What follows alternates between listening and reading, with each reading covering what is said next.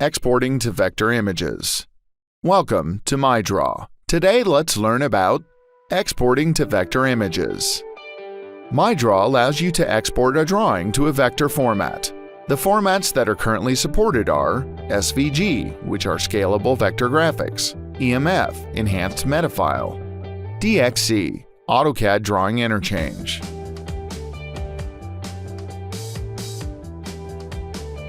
To export a drawing, go to File, then Export. Select SVG, EMF, or DXC according to your needs. A new dialog will open. In this dialog, you can specify which part of the drawing you want to export. Select the Full Bounds button when you want to export the whole drawing.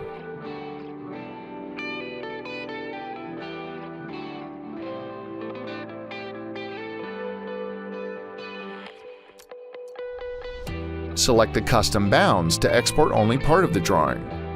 Note that the part of the active page that will be exported is highlighted to easily see what will be exported and what won't.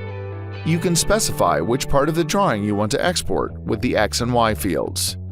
You can edit the width and height of the highlighted area with width and height.